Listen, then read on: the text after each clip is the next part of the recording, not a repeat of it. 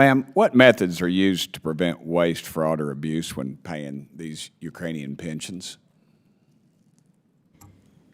Thank you for the question. The pension support is being provided through the direct budget support, which is going through the World Bank and being done on the reimbursable basis. So when the expenditures are incurred, then the process is for the Ministry of Finance or the government of Ukraine to certify that, submit it to the World Bank. The World Bank, as the trustee who manages and supervises the fund, looks at and to make sure that the expenditures comply with their internal procedures and their protocols, and then they disperse the funds.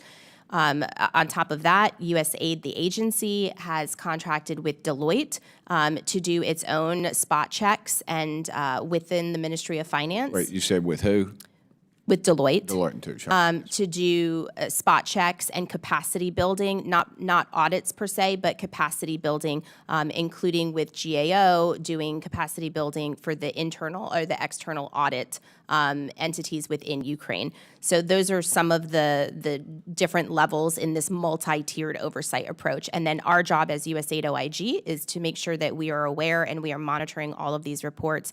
And from an independent perspective, we're identifying if there are any gaps in those monitoring controls that are already put in place. So you have a pretty good feeling for this, that it's not being stolen, that it's going to where it's supposed to, towards the Ukrainian pensions. Is that correct? As of today, yes. As of today, thank you. Are those the same methods we use when we pay housing and utility subsidies? Through the direct budget support systems, those are all done the same way when they're going through the multi-donor trust fund, the peace fund, yes. Okay. Another report by USAID to Congress says that the Ukrainian tax revenues will remain depressed for the foreseeable future. Does your report detail how long we will have to provide money to Ukraine? It does not, Congressman. That would be more of a policy decision for most likely this body and our State Department and USAID senior leadership. But our role as the IG would be to oversee any of the funds that are expended. If you had just a gut reaction to that, would you have any idea at all, or you just don't want to get into that mess? Both. Both? Both. All right, ma'am. That's a good answer. You're not from what end of the country are you from, ma'am? Rhode Island. Oh, wow. Well, all right. Another, let's see. Can you think of a time when the inspector generals have had to revise their initial report because of fraud, waste, or abuse was discovered?